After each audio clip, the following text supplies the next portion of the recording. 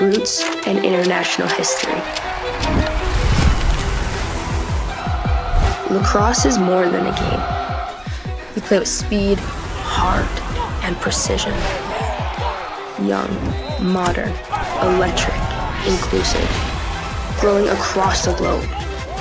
Lacrosse is everyone's sport, governed globally by World Lacrosse.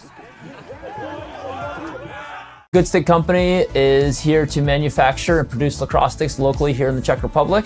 Our mission is to make lacrosse more accessible so more kids can have access to affordable, high-quality equipment so more people can play this game and we can share this sport around the world. Our philosophy on pricing is quite simple. By removing all these different logistics and these middlemen in the manufacturing process of lacrosse sticks, we can pass those savings on to you. We can make these quality lacrosse sticks affordable for more people. We honor our indigenous roots and international history.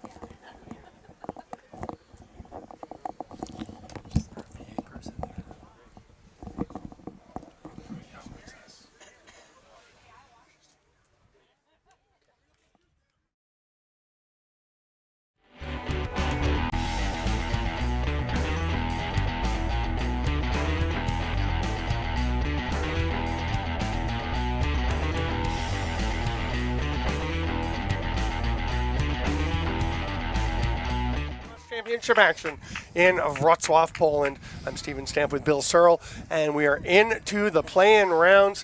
Teams are today, the numbers 5 through 8 seeds are playing each other to determine who goes to the quarterfinals to face the top 4 seeds. We have Switzerland and France, and Bill, this should be a dandy.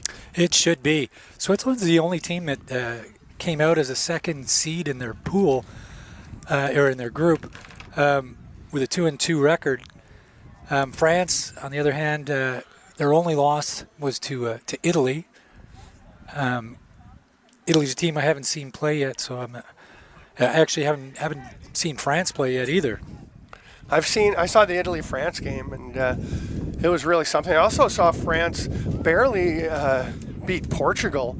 Was it Portugal? They got that last-second goal, like literally last. Oh, it was Greece. It was Greece. Greece, that last-second goal. There was some debate whether it actually got in before time expired. I think it just did. The officials got together and confirmed it was good just in time. But what a thriller that was. Switzerland did drop a game, their most recent game, to Portugal. They did play their backup goaltender, and they played a game because they knew they had second place in the pool clinched. But for them, their coach Max Perrin was saying, watch out for Portugal if you're in the bottom half of this draw. If you're in the second tier, the loser side as it's called, because they are playing very well. They've got a dominant lefty, a dominant righty attack. Their defense is pretty good. Their goaltending's been solid. Goaltending's been a big story for Switzerland here as well. It is. Andre Bremgartner's been solid in net. Both goaltenders sporting basically a 600 save percentage. We'll see how he does today as the teams are lining up, getting ready to roll. This is the 7-10 matchup this morning. That's the 7th-seeded French against the 10th-seeded Swiss. And so that makes it makes it interesting. The winner of this game goes on to play England in the quarterfinals, and English the number 2 seed, and that's a club that's looked really tough to contend with. So if England was the number 2 seed, who was the number 1? Do you want to guess?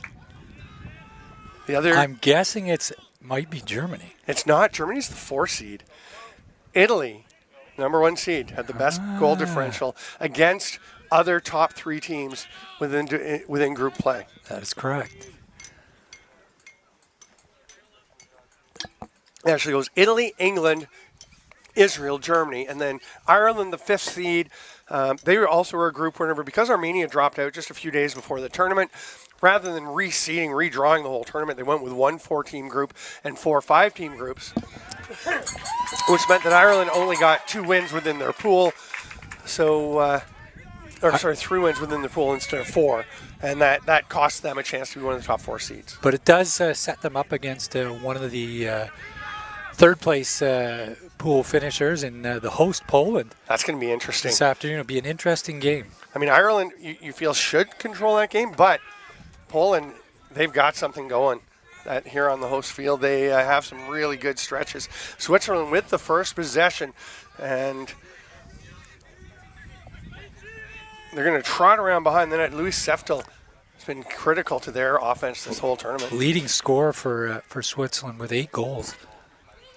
He's going to have the first shot of the game, but he got took a bit of a bump there. Nice defense by Danny Grattan. And that was enough, I think, to throw him off as he got it on the backside of the mesh. And now we'll see the first clear for the French. And it's going to work pretty well. A little swat to the shin, not impeding the pursuit, the travel of Justin Rosenberg wearing the 0. It's funny, when a player has 0 as their number, they show up on our game sheet with just a dash because it doesn't recognize, I guess the software doesn't recognize 0 as a valid number. Swiss, great defensive effort to get this one back right away. Now their first career, you got to watch out behind, and just getting across there is Kai Biedermann. He'll hand it off. They go back to Seftel, and some changes coming for Switzerland. Switzerland's done a good job of sort of spreading out their scoring. Casey Riolini, Till Schutz, and Aiden Nicholas have also been up there in the scoring. It's always nice when you can spread it around and not just have a single threat. Yeah, it just gives teams more to worry about. Excuse me. I apologize if my voice is a little off. I've actually been off the mic for a few days. There's the first goal, ripped by Till Schutz. And that's a lovely little bouncer. Yep. Little face dodge and drop it right at the goalie's feet.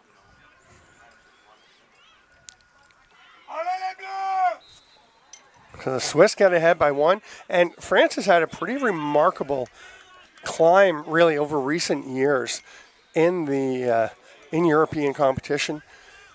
If you look at their record over the past few tournaments for the European Championships, they've had the 2008, they were 17th, 2012, they were 16th, 2016, the last actual European Men's Field Championship, they were 16th, or 22nd in that tournament, and then 22 as a qualifier. The top seeds weren't even here because that was the COVID limited tournament, and they came 13th just among the teams that were here at that event, which is it makes it surprising that here they are, the number 7 seed, and looking to drive into the quarterfinals and get themselves a spot in the World Championship. Swinging around the top as Lucas Kohler takes the ball here. They go to X. I like the communication between the officials. You could see the one on the near side just waving his hand like, oh, go over there, go over there. There's a shot. Is that in? Yes. It is. Just off the inside of the right post. Beautiful rip. Gabriel Fury.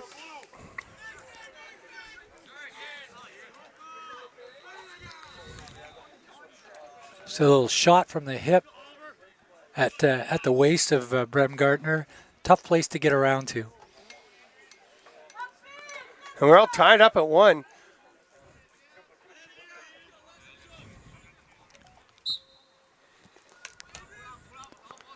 Keep our eye on James Barlow for the French. He's number 8.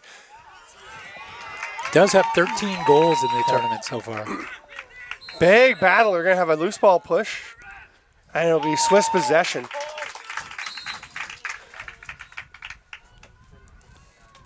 Seftelhen's behind the net, but they're going to actually come back up top to Schutz, the scorer, as they complete their changes. No shot clock at this time in international field lacrosse. There's one coming next year, though. It'll be an 80-second clock with 60 seconds on a reset, which I like. I know some of the teams. I know the issues are cost of having the clocks. Some of the younger, newer teams feel like they could compete a bit more if they can try to scratch out a couple goals and then hold the ball more. But overall, the lacrosse is better with a shot clock. Yeah, we're noticing that some of the teams really, they have the opportunity to take the time to get the ball out of their end. Yes. And they'll use it. Norway is actually really good at it. But the international clock is not, I don't think, going to have a clear time, is it? There's no 20 seconds to clear. When the shot clock comes in? When you first get possession. Yeah, when the shot clock If comes. It's in the offensive end, it will be 60 seconds. Yeah. If it's in the defensive end, it's 80 seconds. Yes, but there's no 20-second clear. There's no... Yeah, you do have 20 seconds to clear. Oh, you do? It's the same as what we use in Same Kufla. as Kufla, okay.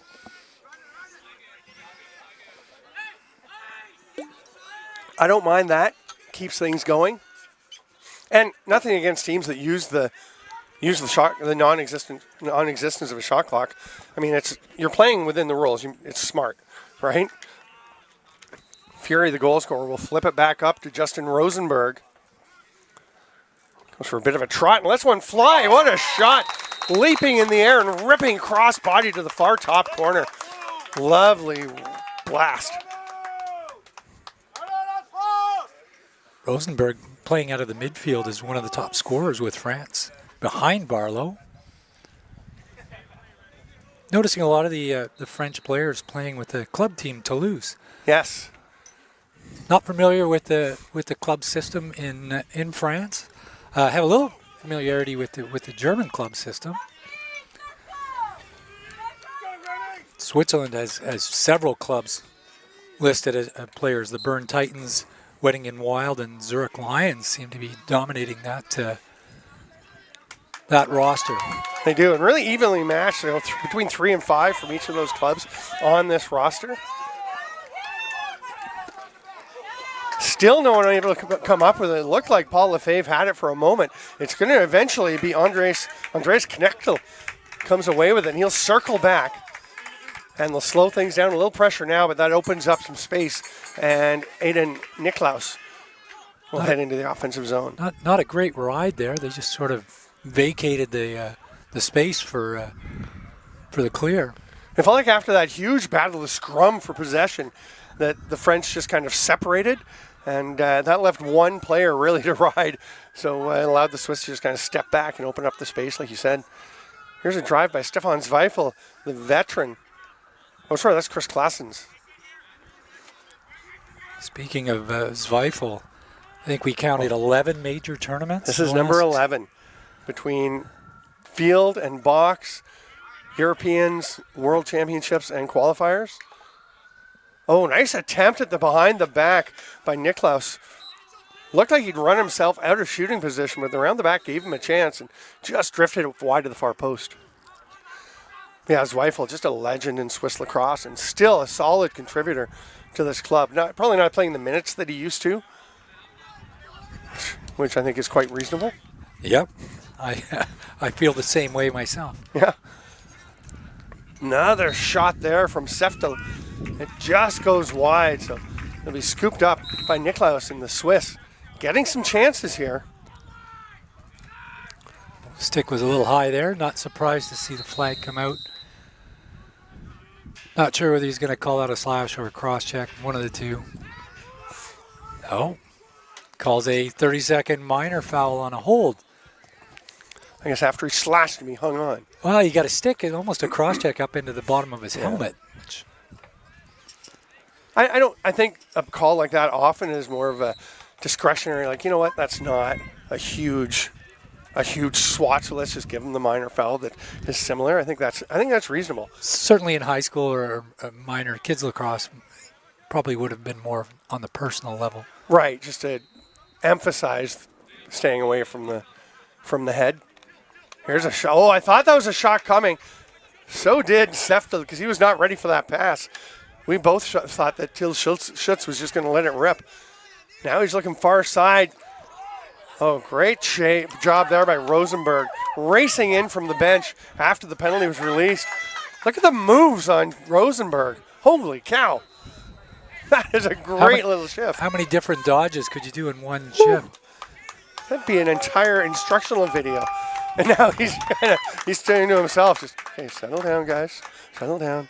We've had the exciting part. I think he's catching his breath. Yeah, you can literally see him breathing.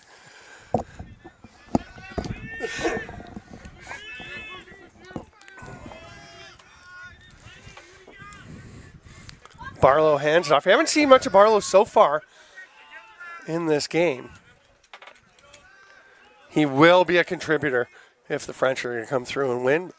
So far, you can see two poles watching, or a pole and a short stick watching him. Oh, there's two poles. Big save by Bremgartner on that blast from the top. That was Fury again, goal scorer. Have you noticed that Fury and a couple of the other French players have the kind of older style, the rounded back to the helmet? I know. Jumped out to you too, eh? Well, there's about three of them. Yeah. I wonder that might be a club thing. Maybe. There's a sidearm shot by Rosenberg, who's been my favorite player for France so far. On the run is Matthias Friedrich. Oh, he's stripped. The ball is on the turf. It's rolling toward the sideline. That's going to be off-white. He was hoping it would roll onto the sideline. Yeah. And I think he got bumped after the ball was out of bounds. Yeah, I mean, it was great positioning for Barlow to get there, hoping that its momentum would carry it over the line, but it did not. So then he went to scoop it up. I think it was just as he was scooping it, there was some contact, and that it definitely went off his stick.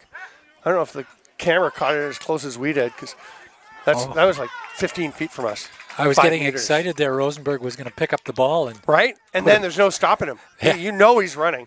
Playing the midfield. He'd be the first guy to go on the highlights for a clear. We should totally do that. Yeah, okay. When was that? We'll mark that down as a timestamp. And It's probably around 6.5 minutes. I am making a note of that, and we will add that to the highlight reel for Akul, and Peter. We're putting the highlights together for the evening wrap-up. At the end of the day, there is a summary show with Marcin, who also has the last name, but I've only ever heard him say it really fast. Like he says most things. Marcin's a great dude, one of the fastest speakers you'll ever meet. And it's fun trying to keep up with him, whether he's speaking Polish or English, honestly. And switching between the two. Yes. It takes you about half a sentence before you know he's switched. He's awesome. He is going to be on the mic today, too. Yeah, One he's of the games enjoying this it. morning. He stepped in a bit, pushed in, and partly because I've been on the shelf. I was lost my voice for a couple of days. You can probably tell it's not completely back, but I'm happy to be back behind a mic.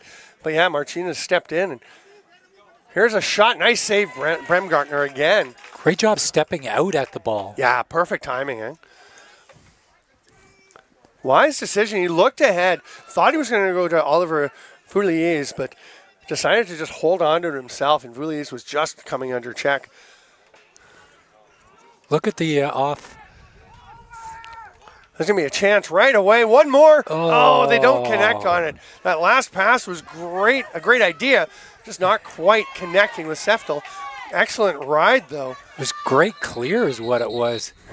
It was a great clear by the Swiss. You know, you created an odd man, and it's unfortunate that Swiss couldn't pull off that. Thomas Gehring going to the net on his offside. Decides to take that low shot. Don't think Varela had too much trouble with that. And now here's a brisk clear by the French. And Emile Sassoon-Lawless. We have a late change there. Oh. I think we're good.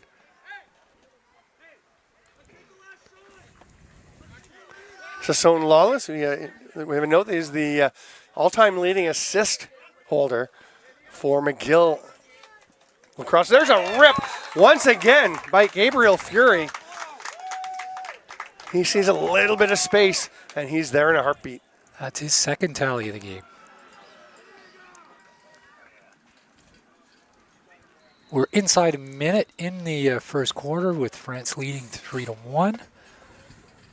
I haven't been focusing much on the draws here. Has it been relatively even? I have to admit I'm not a huge draws guy. Being from a box background more, I tend to forget how important they are sometimes in field. There's Barlow making the pass across. We almost saw the importance of draws in the field game, although I think more is the possession. Like they can hold on now to the end, especially without a shot clock. That's where it really becomes critical. Israel-Norway game, Norwegian draw player was doing a great job on the draws, but they weren't getting the possession off the draw. Yeah. You know, he was probably 60% getting the ball out of the draw, but nowhere near that in getting the ball. That may have been the highest pass I've ever seen in a lacrosse game, as Andre Bremgartner, the goaltender, flung it up in the air. We've got a tent above us. I could not see how high it went. It was high, and then it landed well in the offensive zone. It was like a punt in the NFL. We're going to take a break. It is 3-1 for France over Switzerland through one quarter in Wrocław at the 2025 European Men's Lacrosse Championship.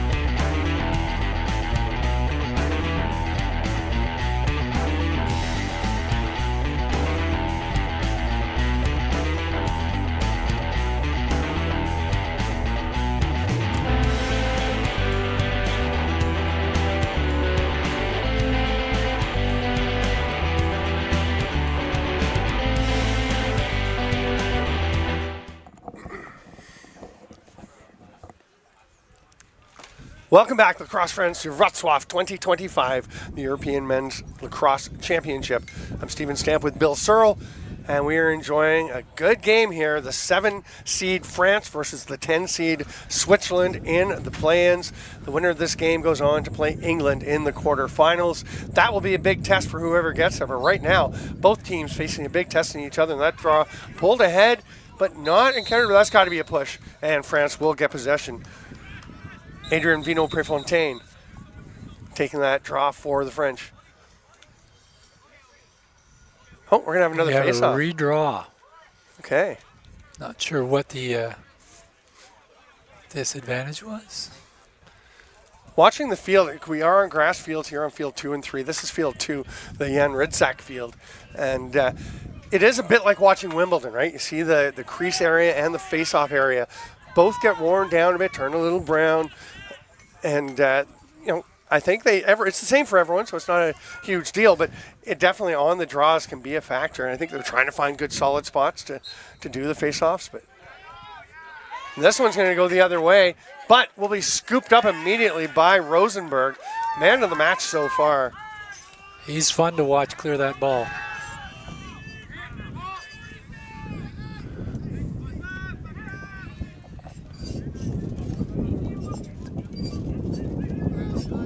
Ball's moving back behind with Riolini. Back up to Rosenberg. Goal scorer Fury's going to move it back into the corner, and we've got a short stick isolated in the corner. And I want to talk about that at some point, but here they come around the top. Quick pass down. That's Barlow, and wow, and Rosenberg. Even his Selly game is on point after that lovely pass, but you can't leave Barlow like that. That's a combination we're going to see a little more of.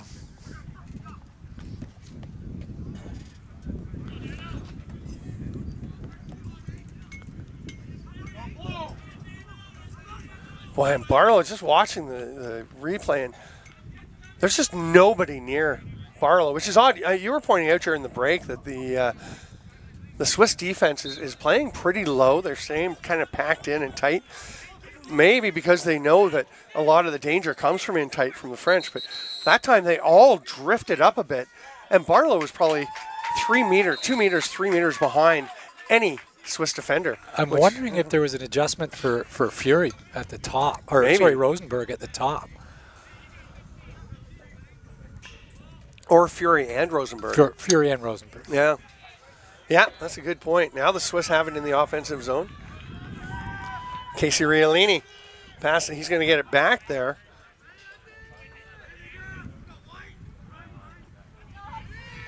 Oh, we've got our short stick matchup here. Comes over to Niklaus.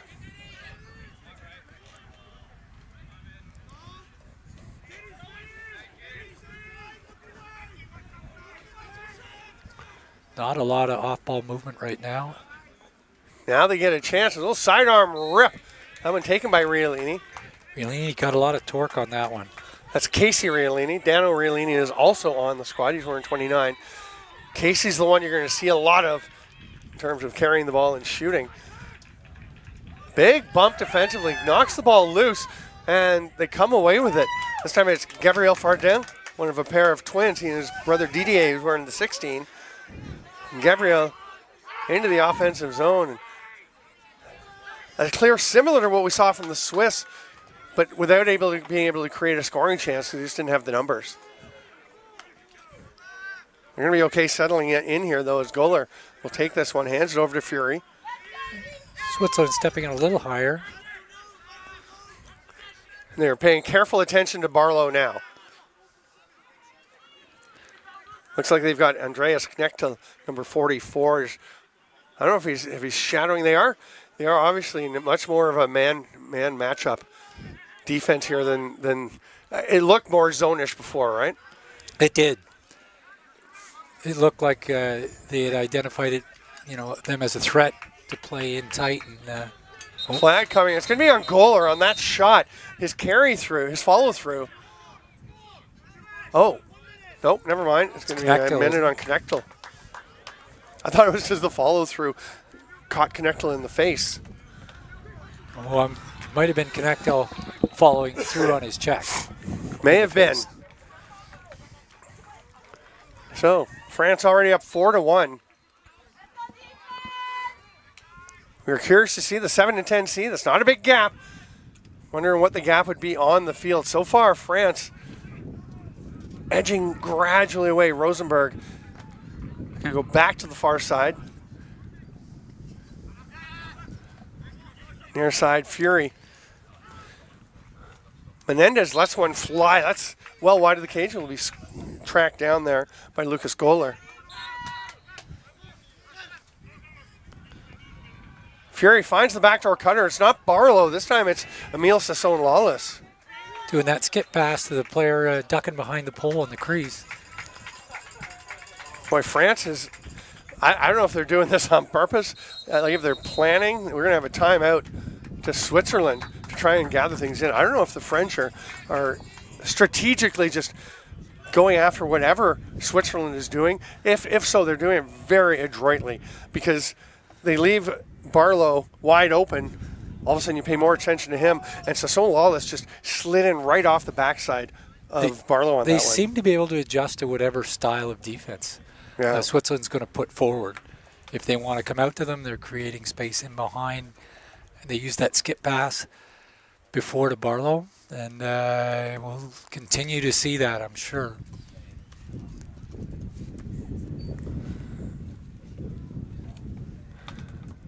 So just as a update or reminder for anyone who's fairly new to the European Championships and the way things go in terms of qualifying, the top 7 teams from this tournament will go on to the World Lacrosse Men's Championship in Tokyo, Japan in 2 years.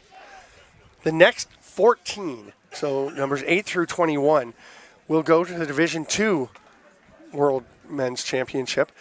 And that one, I think, it hasn't been announced yet where it will be, but that's going to be an interesting one because it is, the next wave, and that's a result of the World Championship being limited to 16 teams, right? So the next 24 go to the Division II, and that's going to be, in some ways, those tournaments are, in many ways, are going to be more competitive because you're not going to have the big gaps between nations. Yeah, we still have that giant gap we find between the top 4 have been almost consistently Australia, Haudenosaunee, Canada, and the United States.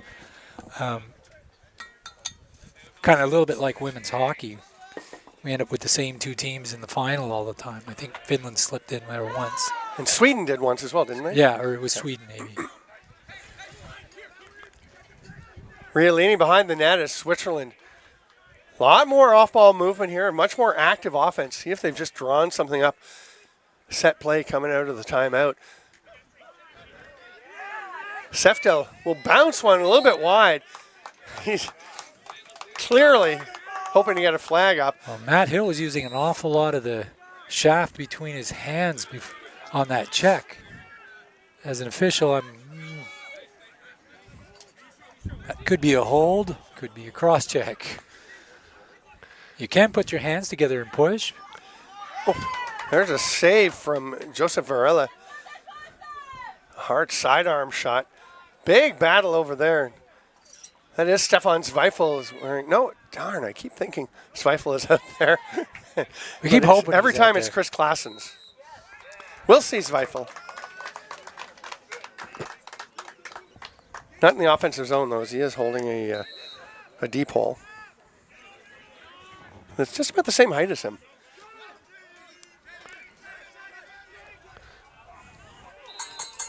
And that's going to go out. We get another chance at an offensive possession for the Swiss. Let's see what they can come up with this time. Swiss really having possession of the ball for most of the time, almost all the time since their timeout. I think it'll be interesting to see at the other end what happens because the French we've seen. Oh, what a great chance and a goal.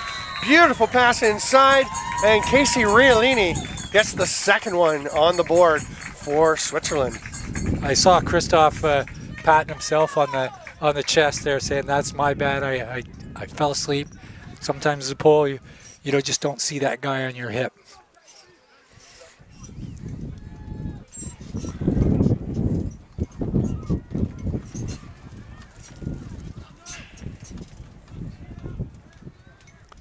The draw hasn't been a predominant factor in this game.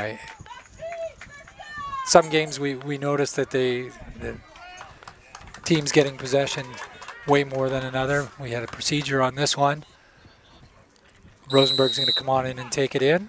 And it's exciting. As soon as Rosenberg picks the ball up, he didn't do anything too enthralling there, but every time he has the ball. We are anticipating he's going to do something. We are. I mean, he's done so much. He's got it back now. He just, every time he's, oh, what's going to happen now? Now he's directing traffic behind the net, saying, go back to Lucas Menendez. And it's just thrown out of bounds. That's a second turnover in a row for France. Yeah, they haven't even really gotten into a set at this point. They were just kind of getting towards it. The Swiss managed that one forward. Kai Biederman took that pass. These are for Seftel, who will jog across and make the move over to Riolini, the recent goal scorer.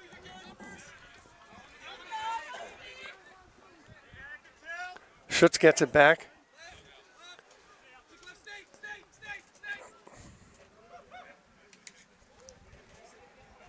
Ball on the turf. Nice job kicking it ahead by Schutz. So it's going to be picked up by Aiden Niklaus.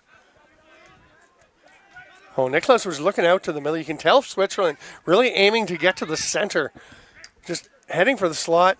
And that's maybe a little bit of hero ball sneaking in for Aiden Niklaus. Yeah, I would say that that's a pretty good description. Trying to take on the pole one-on-one, and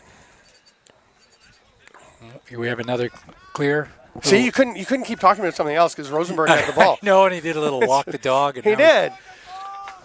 But that's one that I do want to get into at some point, because I was hearing even one of the players yelling, "Pole, get a pole on him," and I was thinking, it's such a big difference, obviously, having a pole versus an SSDM, but there have got to be cases where a team would be just as happy to have a short stick D midi. Here's going to be a rip. No, he's going to pull it back out.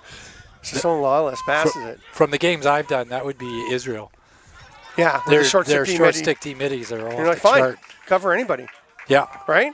And that's, to me, like, you look at Casey Wilson for Canada and San Diego as an example, I think of. And, there are lots of others where if that's the guy you've got on a player, you're feeling pretty good. You don't need to worry about getting a pole. And those, I think short stick D-middies can make one of the biggest differences in a field lacrosse game. Because if you can have them the equivalent to a pole, that's a huge advantage in your defensive zone. We're going to draw back here. Work from X. Seftel watched by John Snyder. Goes to the turf, but gets back up. Oh, what an effort. Seftel going to the ground. Goal. Luis Seftel. It's a one-goal game. We were giving some grief to, was it Gearing? Yes. From behind the net before? Yes. And they get the same thing. Or it might have been Niklaus. Oh, it was Niklaus. That's correct. We were giving him grief, and then now some accolades. Yeah, I mean, sometimes doing it yourself is the thing to do, and I guess part of it is what else is available. It just feels like that one was a bit quicker, I thought. That drive there. We see that by Seftel, that type of play a lot with Czechia and actually Scotland has a few players that play like that from behind the net. I love it coming out from behind the net. I mean, I think it just, obviously it's forcing the D to turn, and it makes it harder for them to pick up. But so many times it can lead to a pass out front. And you could see, I thought Seftel was looking for a pass out front. Wasn't there, he drove to the net. I think why we gave Niklaus a bit of a hard time was I thought he had some guys open and just decided, it just got in his head like, I have to do this. Which happens. So we're down to a one-goal lead here. Yeah. Less than 3 minutes to go in the half. Yeah, whatever that timeout conversation seems to be have been effective. And am I imagining things, or because I was about 4.5, 5 minutes ago, is this the first really established possession for France? It is. Yeah. Well, they had 2 turnovers. And they did. On one on a clear and one on a pass. On a pass just like that, but Yeah, they completed. It was nerve-wracking for a moment, but Lucas Menendez catches it. Now he's going to come out from behind X, flicks the pass. Rosenberg, watched there by Friedrich. Behind the net, Menendez looking for the reverse whip, but it wasn't there. Well defended. So they're going completely to the far side. Oh, wide open. What a save, Bremgartner. Another good job of Bremgartner stepping out to the player to cut down that angle. Such a great sense. Here's Thomas Daleboost. He's from, I believe he's from the Ganawagi Mohawk Nation, actually. Yeah. So that's pretty cool. Yeah, we had a cross check there. I think that he threw the flag so high I didn't notice he called it. Yeah, well, there's some wind again. I mean, it's been a windy week. You can see if you look at the French flag on the far side, their bench, it's blowing hard right to left on the screen, which it can affect the ball for sure. It's not as windy as the first couple of days. Here they go, though, setting up. The Swiss have a pair of long poles just kind of alternating. Actually, long pole and short pole. They've got Barlow now alone in front. I'm kind of surprised. Off the post. And wide, that one. Oh, a pair of great chances. And Barlow honestly sitting there waiting to get a pass in the middle. There's Gabriel Fury on the second one, firing high. Barlow gets one, rips it right away. We're going to see, great trail check coming back. What a stop by Brandon Kunik. have an interesting call in the back. It's Swiss possession. Bremgartner was pleading his case. His plea was accepted.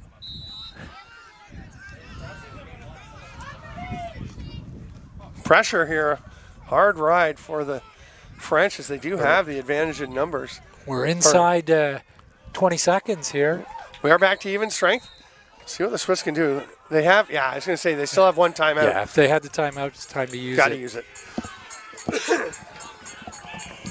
Saw a discussion on Facebook. Somebody was asking, "Hey, what are your thoughts, everyone, on final 30 seconds? You're going 6-on-5." I think it was more of a box focused thing, but a lot of the responses were field focused, maybe because this tournament's happening. But they said, what are your thoughts of taking the time out there to set up?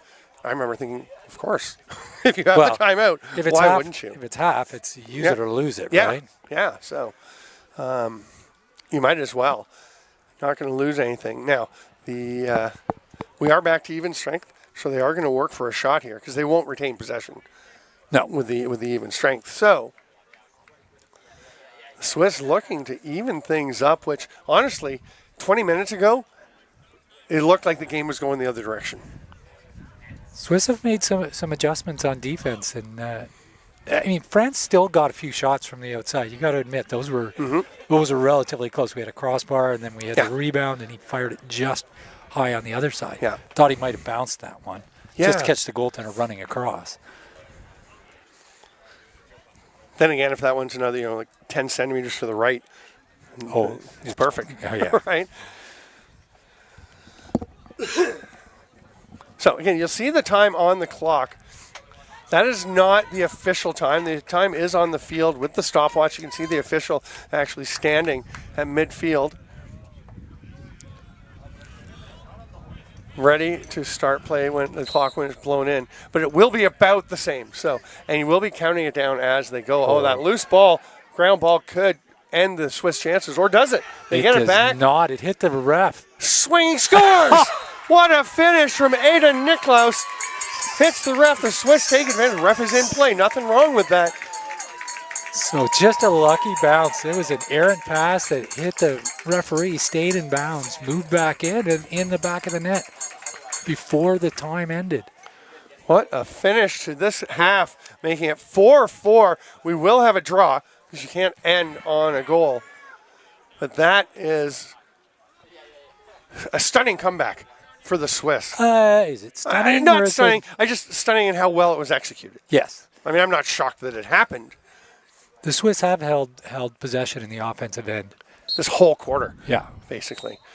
And that will do it for the half. So it's a do-over when we head to the second half. It's 4-4 with the spot in the quarterfinals on the line between France and Switzerland. I'm Stephen Stamp with Bill Searle. This is the European Men's Lacrosse Championship in Wrocław.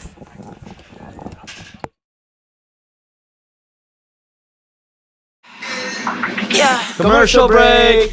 We've been really busy over the past 2 years developing our very own women's lacrosse stick. We are really, really proud of it. So stop by the shop. We would love to tell you more about it. Good Stick Co. Come get a stick.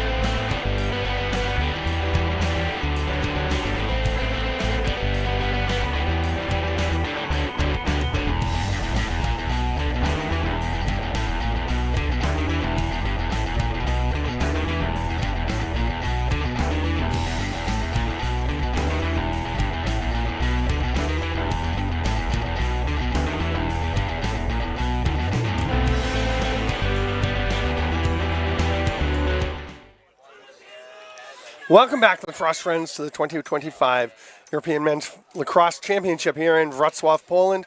I'm Stephen Stamp with Bill Searle. What a game we have. Switzerland opened the scoring 2 minutes in from Tilschutz, and then France took over 4 goals in a 13-minute span. They were looking like they were heading the other way, taking off, spreading the gap from between them, the 7th seed and the 10th seeded Swiss. Not so fast. The Swiss took over in the second quarter.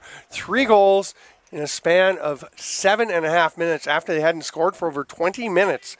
And now we've got ourselves a 4-4 ball game, Bill, and one of the games of the week for sure. Definitely. We had a combination of a good timeout call. Not sure what was discussed in that timeout, obviously, and a couple of opportune turnovers by France. I'll tell you one thing in this game. You could hear in the pregame, during the warm-ups, you could hear the intensity being ratcheted up by the coaches on both sides. The one side was yelling, "Get out on him!" and on the defense in a drill, saying, we got to be ready to go today. And the other side, they're saying, "This is serious now." Like you come through pool play, sure, you got to be playing hard and everything, but this is where it really cranks up. And I'll tell you, the intensity at halftime. Well, the two sides, I went over to fill my water bottle, and the Swiss side feeling very positive, a lot of reinforcements. The French side, their coaching staff was making it quite clear, we need to do better. Yeah, we got a flag down on the play here. I'm pretty sure it's for a push there. You got Rosenberg dancing behind the net there. He's going to move the ball. Barlow again hanging out in the slot. They do have Knechtel on him. That's going to be a rip. Oh, that's off the foot. Oh, the backside of Emil Sasson-Lawless. You can see him grab for it as he took that one. I think the unfortunate part is he actually wasn't in line with the net at all. No. He missed 3 feet to the right. Yeah. Barlow took that one, or I guess Lawless took that. Yeah, Sasson-Lawless takes it in the tailbone area. So here is a man-up advantage. Can the French swing things back in their favor? And honestly, it almost feels like Switzerland has more players on the field than they did in the first half in the defensive zone. Like watching them there, you wouldn't think they were a man down the way they're covering the area. That's a great pass over to Matthias Friedrich. Lovely clear as Zweifel is taking off. He has got the short stick. He's going to have great to see him out there. Not going to stay for the offensive set, but the veteran in his 11th international competition representing either Worlds, Europeans, or qualifiers. And now we've got a flag. Is that going to be an exchange? That's going to be probably releasing early. Yeah.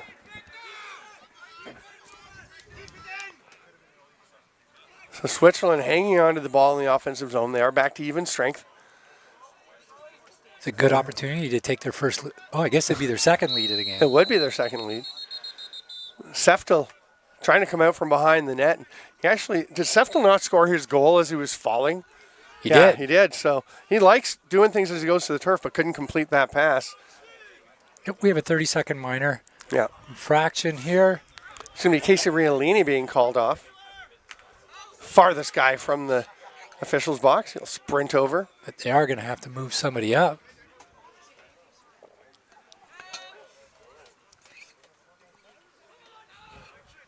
And they're just going, oh no, they do have somebody. Last second, they just got somebody on the field. I thought they were just going to go too short. Run everybody in at once. You're not going to call offside. No. As long as in the offensive end, everything's matched. The Swiss surveying, waiting for a lane to strike. They get it and they use it. Ada Niklaus. You can see the Swiss patience, and then it ticks to the right spot, and Niklaus rips it home, and the Swiss go back in front. We had the best view in the house here. I assume the camera did too, since it's right beside us. Yeah. Actually closed the feed because we're over on the far field, and it's not always the best internet over here. You can lag everything, but I'm going to open it back up and see how we do, because it was a lovely shot. After 4 unanswered goals by France, we've now got 4 unanswered goals by the Swiss. Oh, that's a great shot. I just watched it again. It was a great angle for the camera. Clean draw here.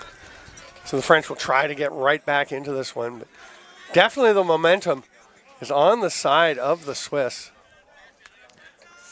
And you can tell how confident they're feeling just by the way they're carrying themselves, especially in the defensive zone. Look at the bounce on their step. Yeah. Their sticks are up. They're covering the lane. Great drive by Fury, though, to make it happen on his own. Started the scoring for the French, and he'll start it up again, making it 5-5. That's a hat trick goal for Fury. There you go. He's been dynamite. That was just a little sweep across the top.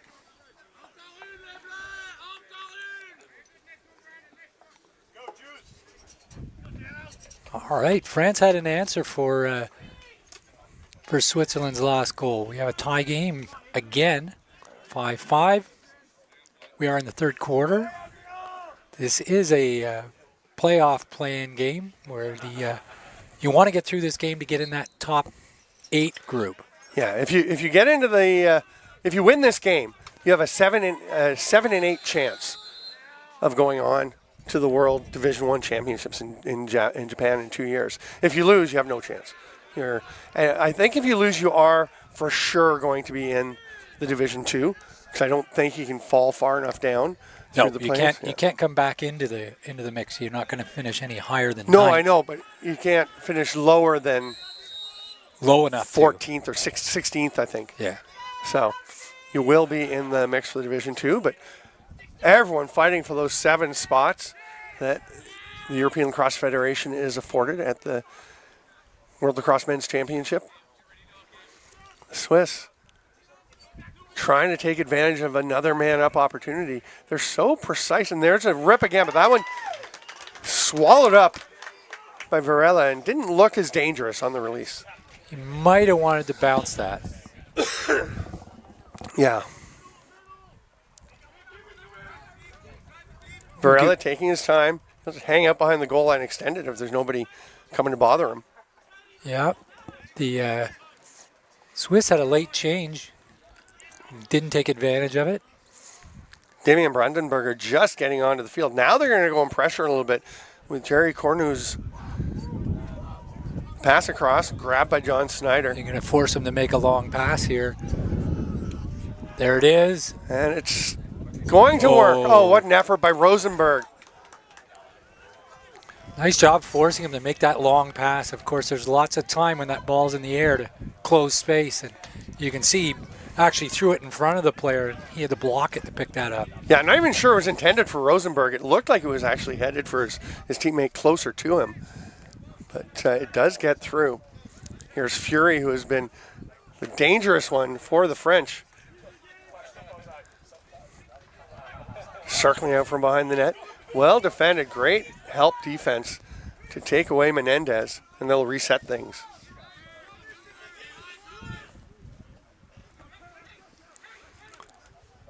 Now the toss across. That's going to get out of play. Looked like Menendez didn't think it was going to go out. He didn't think. He hesitated, and if he had gone full speed, he would have stopped that. Yeah. You could see the little pause, and then he saw it. Oh, it's going faster than I thought. And then he took off, and it was just too late.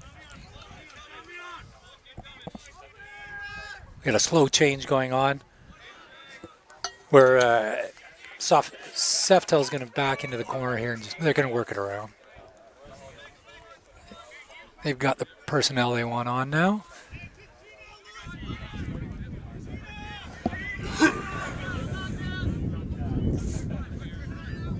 France is really playing with the defense out. Yeah, they are not sitting back at all. They will get out and pressure. Those defensive middies and poles have confidence in their foot speed. And we have a...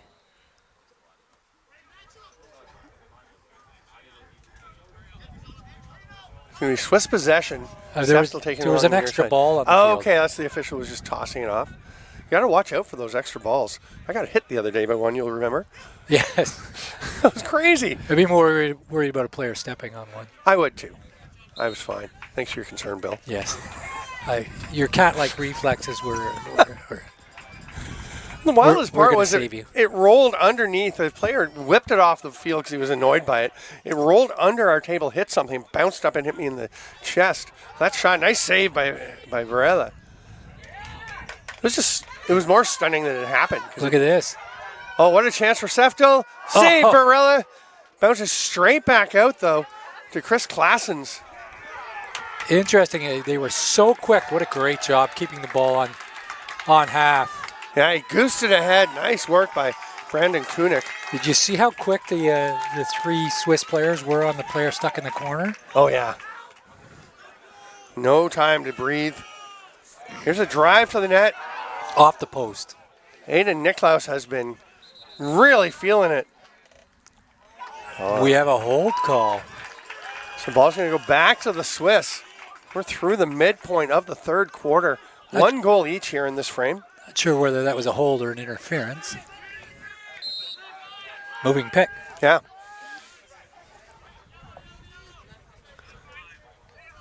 I think it was one of the French players coming off the crease after he'd made sure his goalie had it. What a strip. Great job there by Matt Hill. And now Paul Lefebvre on the run. Defense playing hard on him. Yeah, 3 Swiss defenders out well above the restraining line. France does manage to avoid that, and they get it over to Menendez, who will slow things down. The Swiss will settle for a bit, but don't expect them to spend a lot of time well back. They will. Oh, yeah, they will. They're going to sit back now. We'll see. We'll see. You can hear the communication. It's always a good sign. This is a situation where you might see Barlow sneak around in the middle here in the stack. He's in there now. Yeah. He's going to try and free up his stick.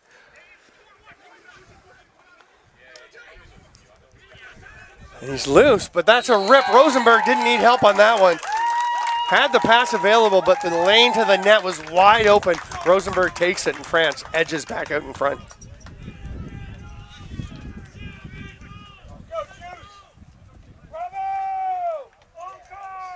Swiss Poles are going to get together and discuss what they think they can do to change the outcome next time. It's interesting, we were talking about the French rising so quickly, and their federation has grown. They put some great notes in saying they had under 80 members a year ago, and now they're up around 300 members of the French Lacrosse Federation. That's huge growth. A country that is soccer obsessed, and I guess the Tour de France is going on right now. There's probably a lot of attention there. Probably. Maybe. We have a timeout taken by France. 3.5 minutes to go here in the third quarter of what has been a terrific game.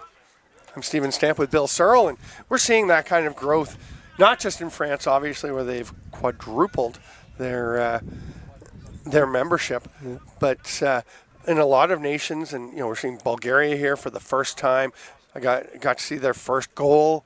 They had a few yesterday. You were calling that one. We had 3 goals in the last game against Latvia of all teams. Right, and Latvia is the top number 6 seed.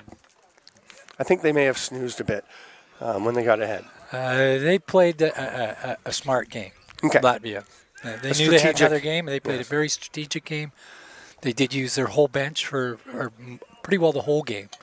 It wasn't just a, okay, we're going to play these guys partway through. Yeah. No, we're going to roll everyone through, including goaltenders. Got both your goaltenders in. That's a smart approach. I mean, you need to be wise. For one thing, it's a long tournament. You need to give guys some rest. They can't be out playing every day with, one day off through the whole week and just go if you want to have everyone at their peak or fresh for the finals. And also, your top players aren't going to be there forever. Other guys need a chance to play, and that's obviously always one of the challenges, right, is getting your up-and-comers the minutes, the touches, the reps, aiming to win every game. Absolutely, developing your program. France has obviously done a good job developing their program.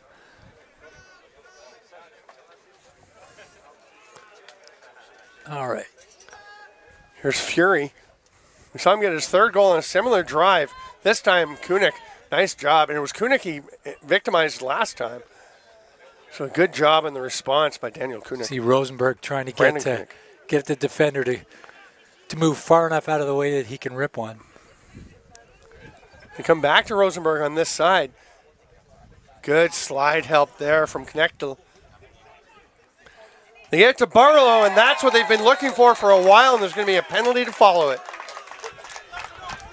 We knew it was just a matter of time before they found Barlow in the middle. And they did have in the second quarter, they had a stretch where he was in the middle and seemed open a lot, and then they got it to him, and he kind of fired almost instinctively, thinking, I'm barely getting a chance to touch the ball, and he fired not a great shot really, but this one was exactly what they're looking for, just the right moment when he was between, because the Swiss are like sliding one guy, another guy, kind of trading him off. He's having a discussion with somebody on the sidelines there. I'm not sure who. Is that a cross-checking penalty? I believe it's a major in 1 minute. Yeah, it was a personal foul. Yeah. Huge possession off this draw, with the French taking a 7-5 lead and opportunity to add more, and they will get it. Clean pickup. Adrian Vino-Prefontaine. Good job. And they've got almost a good part of a minute here to set up. They're going to take their time while they get everyone out. Sassone Lawless is getting his gloves on and set as he heads out on the field. Fury to Barlow, reverse whip, scores, bouncer. Barlow is becoming a problem for the Swiss, and it's an 8-5 lead for France.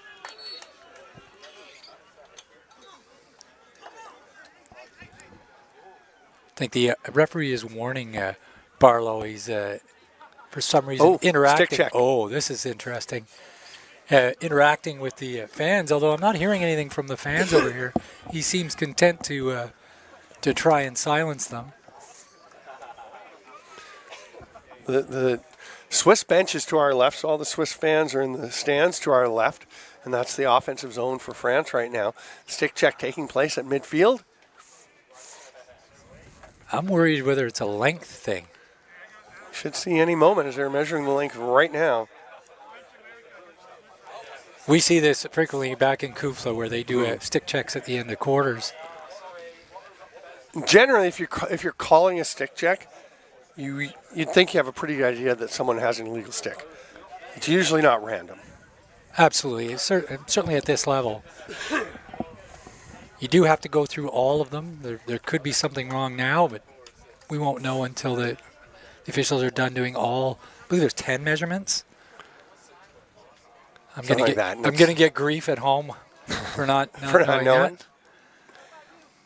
It's because you do it. Oh. No goal. Oh, this is, well, there are two different fouls you can call. There could be a major that's actually 3 minutes, non-releasable, and the stick is out of the game. This is not. This is a minor foul. Is it? The pocket is too deep. The goal comes back. Okay. But the player is allowed to fix the stick because it's a fixable thing. Okay. You can't fix the length of the stick. So that makes it 7-5. That's an interesting call. I mean, I think they might have seen something else, but yeah. So it was the pocket? It was deep pocket. Yeah. He was explaining to Okay. Nice job seeing all the way across the field there. Again, we had to do 3 of these per game. Right. When I was reffing the Kufla games. Swiss taking their time to get set up here. I was saying, as soon as I saw that he was indicating something, I thought, oh my goodness, 3 minutes. That's going to be huge, and the stick's gone, right? Yeah. Which can be a huge factor. Niklaus has been enjoying shooting from there, but the French know that as soon as the ball comes to him, you've got Matt Hill over on him. Matt Hill, one of the key defenders for the French. We have a timeout. Okay. It's an official's timeout. Discussion happening as they're obviously looking to interesting. The penalty box.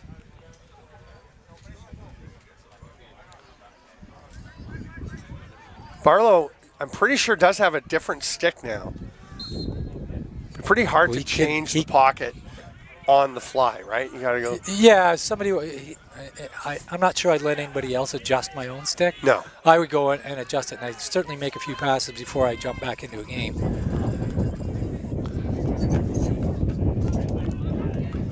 Can he sit there and adjust it while he serves the penalty? He can. Yeah. I'm not sure whether the rules changed, but you used to have all of your equipment Okay. when you were serving penalty. Okay. I remember having to remind Mikey Powell of that. That and to sit down in the chair. Yeah. And stay sitting down. Yeah. Seftel driving to the net, spins, shoots. Good Another stop. falling shot, but a big save by Varela. Spinning shot wide again. Seftel prefers shooting while he's falling. It's a simple fact. It is. See another example of a player confused by the ball out of bounds rule. Number 23 there, Gearing running to the end line instead of running to where the ball went out. We're into the final seconds of the third quarter. That shot's going to go wide, and that will wind up the third quarter, which saw Switzerland ahead for a while, 5-4. But the French, with 3 straight goals, they lead 7-5, almost 8-5. But that penalty took one away. I'm Stephen Stamp with Bill Searle. We'll be back to Wrocław and the 2025 European Men's Lacrosse Championship in a couple of minutes.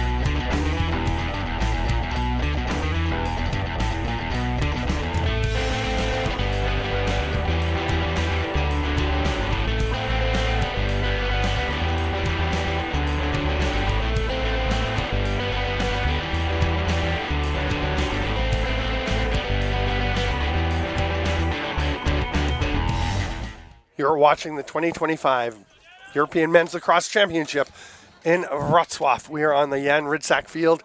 It is 7-5 for France over Switzerland. The winner awaiting, looking forward to a date with England in the quarterfinals and a chance, if they being in those top 7, to get on to the World Championship Division 1 in 2027 in Japan, and the French take possession off that opening draw. It's Justin Rosenberg. I'm Stephen Stamp with Bill Searle, and Bill, it's been an exciting game and a real game of runs. It has been. We had 2 4-goal streaks by each team.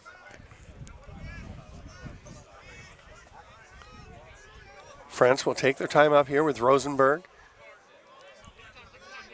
Here's Fury, has 3 already. Thought he was going to go for another one.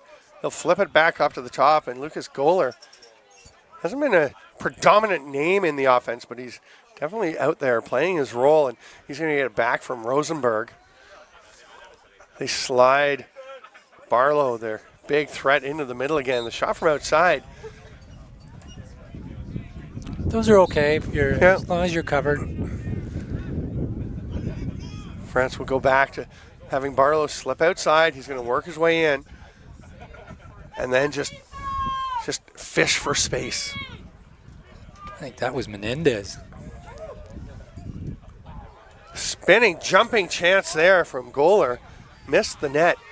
Tracked down, now penalty coming. Fury flips it far side. Runs Rosenberg. Makes everything look... He does. He makes it all fun. Yeah. Oh, he slips. Turnover. Down. That's going to be Swiss possession, and play will be halted. It's going to be a slashing call, so 1 minute. Unreleasable.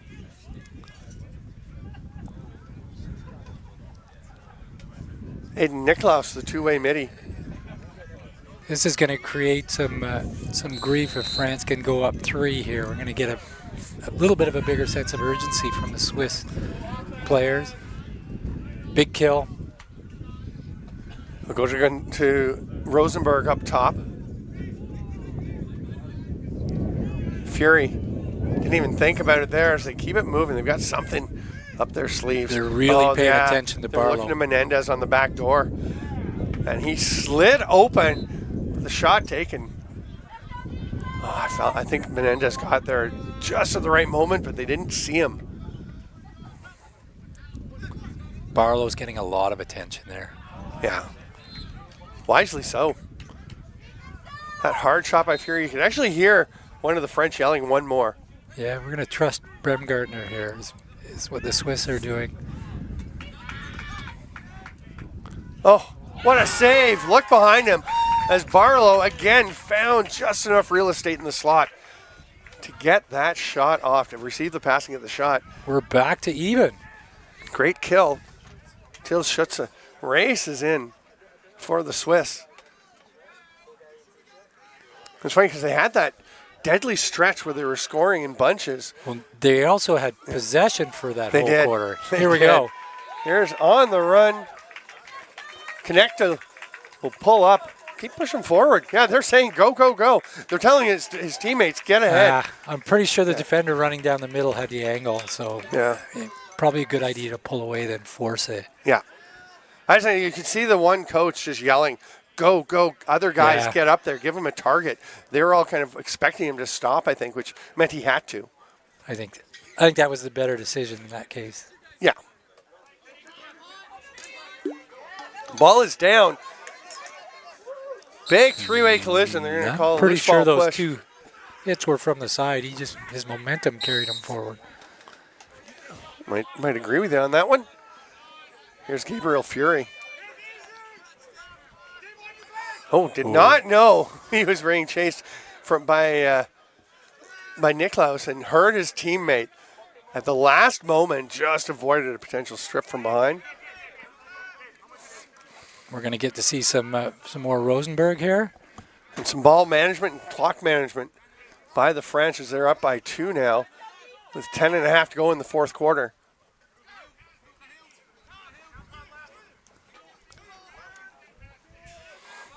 Rosenberg backs away. Little drift pass over. Goaler probing. That pass gets away. Will that one it will get out of bounds. It's a little break there for Switzerland. Let's see if they can take advantage of it. We're just about to go inside 10 minutes. And that ball's turned over. The long pass doesn't connect. It's snagged by Gabriel Fardin. Gets it back down to Menendez. And here's Barlow behind the net. You can see Rosenberg waving his arms there. There's a flag Settle down. down. Yeah. Oh, yeah, up by center. I assume that'll be on a change.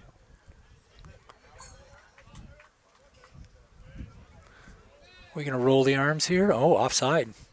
Is it Nicklaus again? Yeah, hands on the hip. It's an offside call. It'll be Wow. a 30-second minor infraction. Swiss are going to have to kill off another 30 seconds. Those are self-inflicted wounds that can really be deadly. They played so disciplined there in the did. second quarter.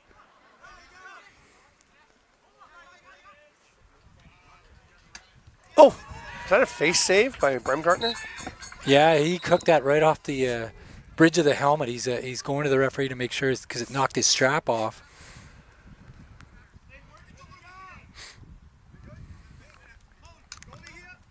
Helmet fixed. They checked with the goalie that he's okay, let him know where the ball is, and away we go. It is running time, other than a stoppage like that. And the last 30 seconds of each of the first 3 quarters. What a rip by Fury, his 4th. That's a huge one to make the lead 8-5 for the French, for real this time.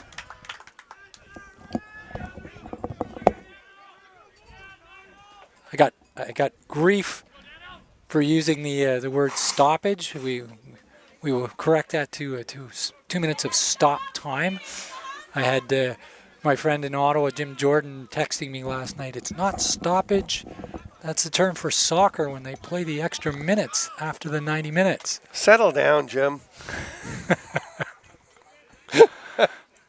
Yeah, he's right. It's fine. It is stop time. Did I say stoppage as well? He said stoppage as well. See, so I say we're okay. Everyone at this table thinks stoppage is okay. Yeah, stoppage time is, well, I said no stoppages except for like that, didn't I? Because that was a stoppage when they checked on the goalie. So I was right. Did I say it wrong after? No, I think he's given me grief for using it as stoppage time, which... Right. Yeah, the stoppage time is the time after. That's true. Nice save by Varela, who's been really sharp here in the second half. Seems to be seeing the ball very well in Switzerland again. Not a lot of pressure here. Now Bemmert will go and try and apply some, but leaving his... Oh, that worked. That's a high pass. And it's out. Excellent job. Wow. A bit of a mistake on the goaltender. I think he was within five on the Bemmert, start. is he going to score? Oh, my goodness. There's a flag landing. You saw a situation there where Bemmert picked up the ball and ran with the defender. The defender has to make an effort to make a 5-yard gap before he makes contact with that player. He didn't do it. So you're going to have a procedure call. And what was the waving motion? I'm not sure what that was. Okay. 1, 2, 3, 4, 5, 6. So I guess he picked up the flag. Okay. Did see a distinct wave. There was one the other day I noticed where I think it was actually France. They were shorthanded. And, well, there was a penalty called and then waved off it very delicately. And the French were literally yelling, "Are we short? Are we a man down?" And didn't get an answer. So they finally ran their sixth guy onto the field. And it led to a direct scoring chance. And that was, I think, in the Greece game that wound up being very close, right? Well, we have the assessors here to our right. I can see Ryan Dutkus. Oh, what a rip! That is Till Schutze. He started the scoring for the Swiss. Now he pulls them back within 2. We have 6.5 minutes left in regulation time here. The last 2 of which will be stop time. Yes. There you go, Jim. You happy now?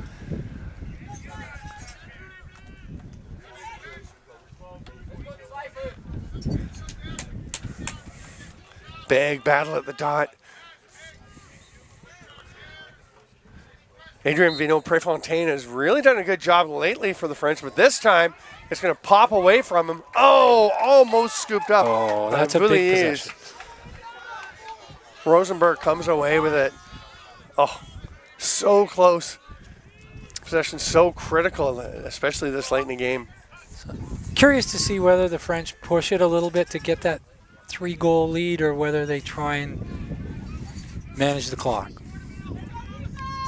I would guess they're going to do some clock management, but oh my goodness. Okay, that's not going out. To say Menendez stopped running, so it better stay in if you're from his perspective. Or from his coach's perspective. Look at that picked off. What a grab by Kunik. He has a goal this week. Brandon Kunik on the run, shoots as he was falling. Oh. I thought he was passing, and then he seemed to stumble in a little. Well, they let him in so far. I mean, when you got the long pole, it's hard to make an effective pass from there. Oh, Vouliers with it has it pop out. Quickly gives it away. I was going to say, I would call a timeout right as soon as he picked up that ball in there. Yeah. Didn't have it for long as it bounces out. So as a pole running up the field like that, you're looking for a slide, somebody to come to you to dump the ball, and that just didn't happen. The French players stayed in their little triangle, and he was able to take a shot, but... And actually, after their early win in the tournament when Switzerland beat Scotland, and Kunik had a big goal in that one on a similar play, running the field. And Summer Cisco, who's doing post-game interviews, she's stick around with those. After the game ends, there'll be a slate for a while, just showing the tournament logo. And then Summer comes out and interviews a player from each team. And she was asking Brandon Kunik, what's it like? You come in and score a goal as a D-pole. Everyone got pretty excited. And he's like, yeah, I don't shoot very much. So I just, it was open. Nobody's checking me. I'm like, I'm going to shoot. And you could see the same thought process, but This time it just looked like he lost his balance a bit as he's winding up. He may have stumbled a little bit. It was a decent shot. It was a bounce that came from outside the crease, so it's going to go high on the goaltender. And goaltender didn't seem unfazed. He just sort of caught it. Varela's looked very calm. Yeah. Making it look easy. Key attribute for a goaltender.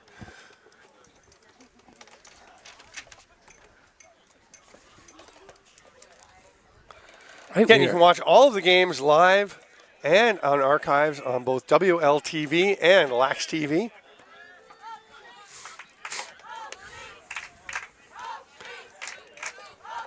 Klassens gets it behind the net.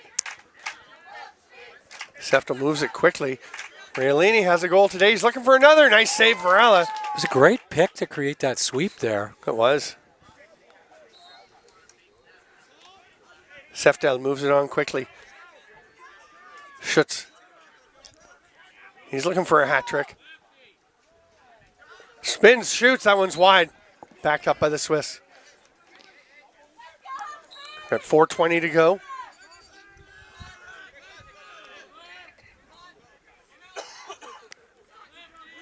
Swiss probing. They have a line of players across the field. I thought we had a flag. It's actually a basketball bounce being shot on the court right behind the far side. I just saw something go up. I thought, oh my goodness. And one of the players, a couple of the players were wearing yellow. So I saw yellow. I saw an object moving up. But play continues. Under 4 minutes to go. Bammert. David Bammert. Oh, if he had just been able to dump that ball back. On the give and go. Klassens was he rolled. He left back in the. Klassen could have done a better job of following the defender when they do that. So the pass is more north-south than east-west. Diving reverse whip attempt there by Riolini. Backed up again by Bammert. If you've seen the Swiss playing, you've seen Bammert. You think you've seen him in the 24. You have. I believe it's the other jerseys. He's got the 24, and this one he's got the 66. Niklaus. He's been scoring as a righty. Switched back to it. Thought he might let one rip. They are all over Schutz. Good job retreating, get things going again. He's going to get a little pick. Oh, they didn't get anything on that shot. One of the defenders, I think that was Danny Grattan, got a little stick on stick. Yeah, it was. 24. Under 3 now, the Swiss still in possession. Trying to generate something. They need 1 goal. I was going to say they need 2 goals. You always have to get them one at a time. You got a pair each from Schutz and Niklaus. Here's Seftel. He's a likely candidate to generate something. He's going to fake, come out, tries the question mark dodge, but it's absolutely taken away from him by Gabriel Fardin. And here's Rosenberg on D. That's a great defensive set, too. No kidding. They're trying to free up for these shots from the top.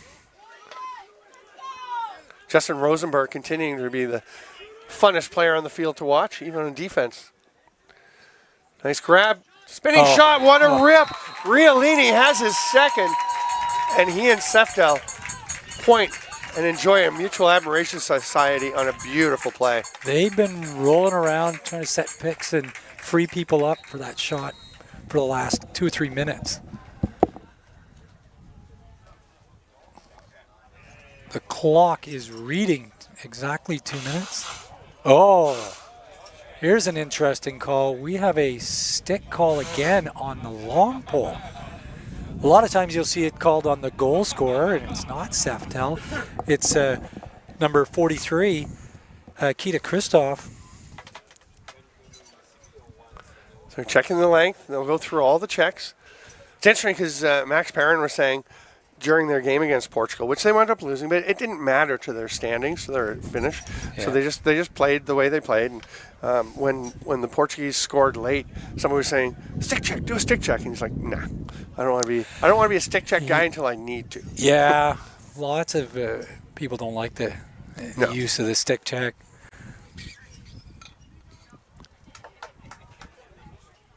Is it okay? So the stick is fine. You do get one free one. That is interesting. Before you get a delay game. We're going to delay a game, but that was their second stick check. But the first one worked. We have some gamesmanship here. Oh, it's Touche. check the other way, yes. We have a touche by the French here. And they're checking the stick of Dano Realini, who I don't think we've seen on the field very much, so I wonder if they were waiting for him to come out, or maybe they knew his I think he's taken some face-offs. Oh, has he? Okay. Yeah. That could be very true. And face-off sticks can be ugly. Well, it came out. That's the big check. It came out that way. Yeah. Came out the other way. And we He have a says, good of course stick. it's fine.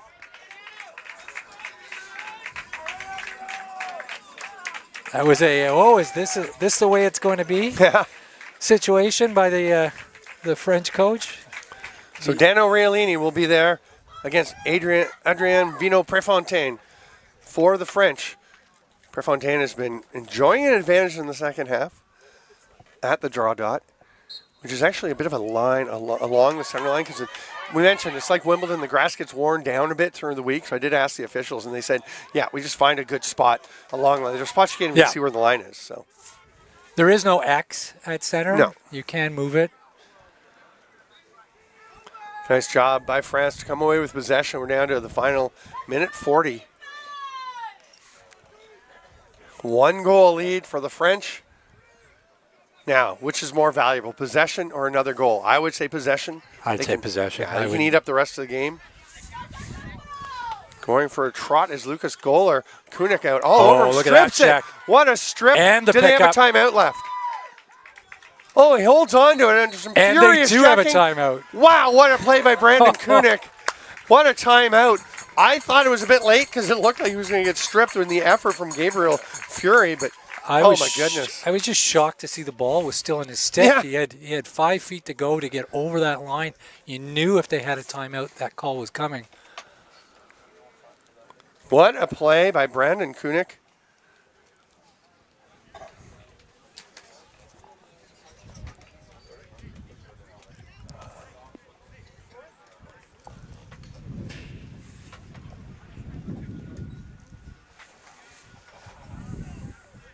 So, your Swiss coach, what are you going to talk about here?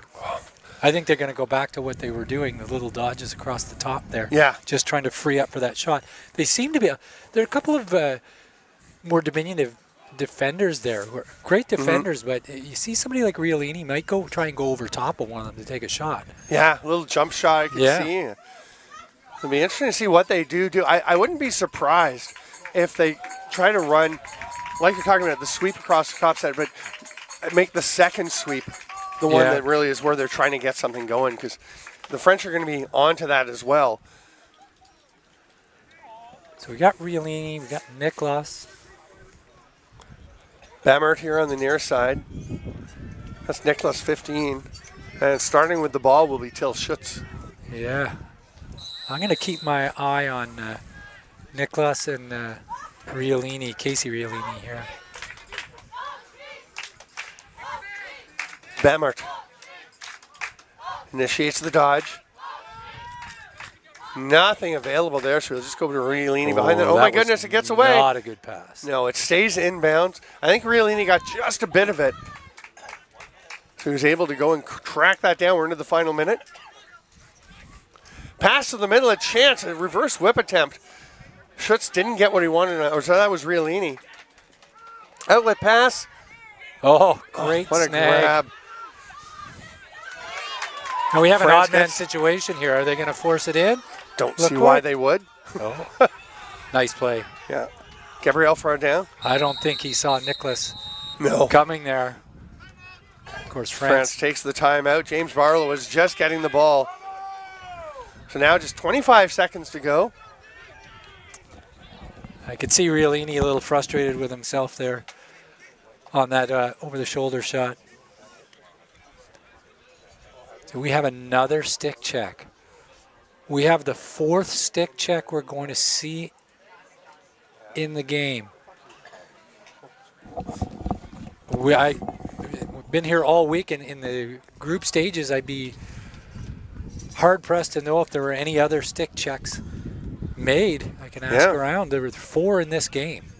and I'm not sure whose stick this is. I'm going to assume it's a player from France. It's there are only 25 seconds left, and it is lots of people will call it a cheesy way to try and get a possession. Now, I assumed after you've been given a stick check that your second one can be an unsportsmanlike. If it doesn't work. Doesn't work, you're going to be sitting.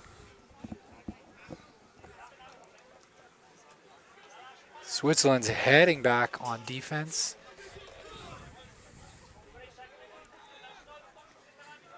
We'll see if they give this. Oh, a flag does come up. My goodness. This is huge.